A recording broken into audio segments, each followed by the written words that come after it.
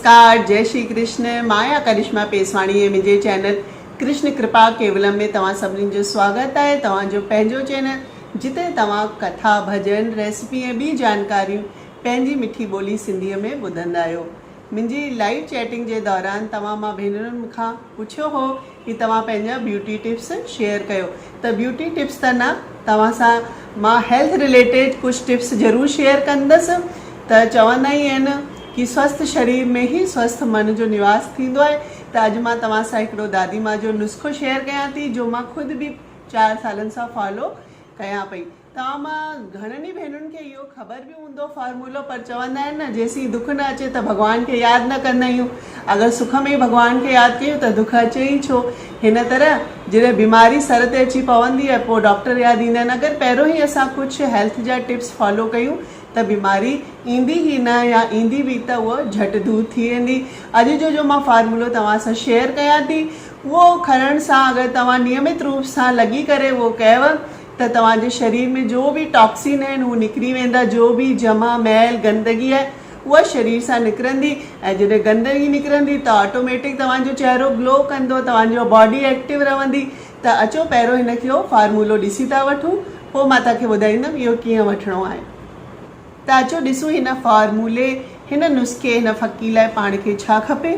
हीअ पाउ हुरबो, 100 ग्राम जाण, 50 ग्राम काली जीरी। काली जीरी तव्हांखे न भी ख़बर हुजे त मां ईअं खोले रखी आहे। ॾिसो कहिड़े भी दुकान ते हाणे मिले थी, तव्हां कारो जीरो चवंदा त हू ॾींदा। ऐं हीअ जो रेगुलर जीरो पाण यूज़ कंदा आहियूं 30 ग्राम ही जीरो।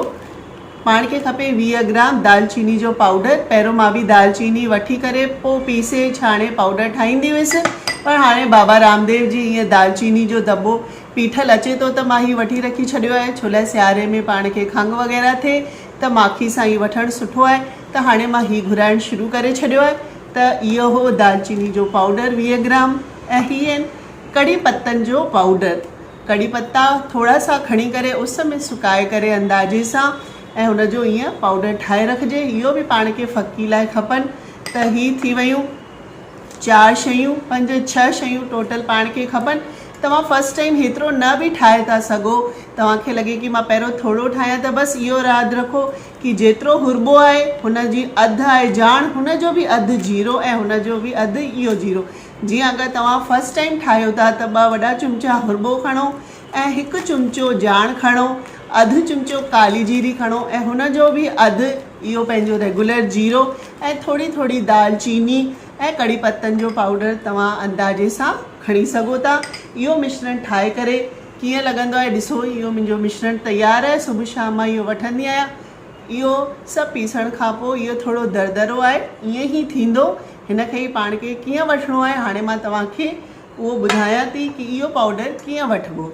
त हिन फकीअ खे कीअं वठिणो आहे। हिन फकीअ खे तव्हांखे सुबुह शाम गरम पाणीअ सां वठिणो आहे। सुबुह जो नेराणे वठो ऐं राति जो रोटीअ खां पोइ, पर मां गर्मी में हिन खे एलोवेरा सां सुबुह जो या वरी छिडी लस्सी सां वठंदी आहियां, ऐं राति जो सादे पाणी सां वठंदी आहियां। ऐं सियारे जे महिल पोइ मां सुबुह ऐं शाम जो गरम पाणीअ सां वठंदी आहियां।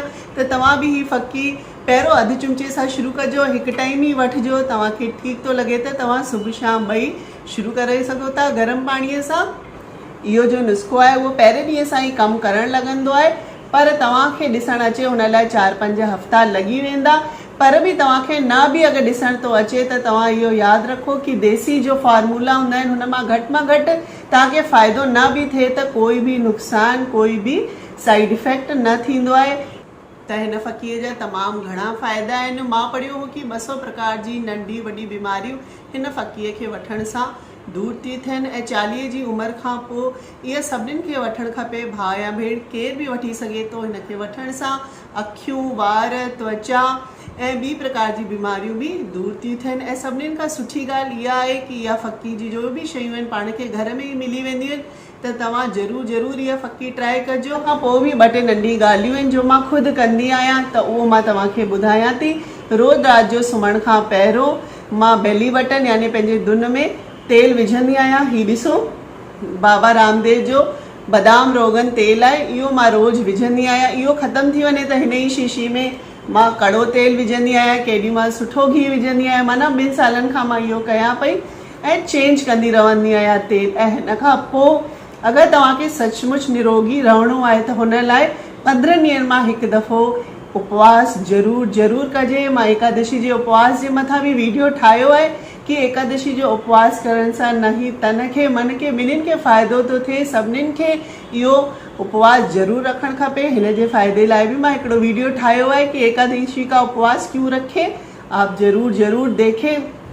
त उपवास रखण सां छा थींदो आहे, जीअं असां डेली ऐं वीकली जी सफ़ाई घर जी कंदा आहियूं, पर ॾियारी ईंदी आहे त सभु सामान कढी करे पाणी सां धोईंदा आहियूं। घर छो पाणी धोइण सां कोने कोने में जो गंदगी आहे उहा बि निकिरी पाणी सां गॾु सफ़ा थी वेंदी आहे। ईअं ई जॾहिं असां विर्त रखंदा आहियूं ऐं कुझु बि न खाईंदा आहियूं, रुगो पाणी पीअंदा आहियूं, त शरीर मां गंदगी निकिरी वेंदी आहे। चवंदा आहिनि कि 15 ॾींहंनि में हिकु दफ़ो जो उपवास रखे त हुनखे कॾहिं बि कैंसर न थींदो आहे, छो त हुन मां शरीर मां टॉक्सिन निकिरी वेंदा आहिनि। त तव्हां इहो विर्त बि ज़रूरु रखो। ही 2-3 टिप्स हुआ जो मां ख़ुदि कंदी आहियां, तॾहिं मां तव्हांखे ॿुधायो। मां तव्हांखे पहिरियों बि ॿुधायो आहे, जो कुझु बि मां ख़ुदि फॉलो कंदी आहियां हुन ते ई तव्हांखे ॿुधाईंदी आहियां। ही त सभु हेल्थ जा टिप्स हुआ। ॿिए वीडियो में मां तव्हांखे ॿुधाईंदमि कि मन खे ख़ुशि कीअं रखिजे, हुन जा बि मां तव्हां सां टिप्स शेयर कंदमि। त ही हो अॼु जो वीडियो। तव्हांखे कीअं लॻो मूंखे कमेंट करे ज़रूरु ॿुधाईंदा। वरी मिलंदासीं हिकु नए वीडियो सां, हिकु नई इंफॉर्मेशन सां। तेसि ताईं मोकिल थी वठां। जय झूलेलाल, जय श्री कृष्ण।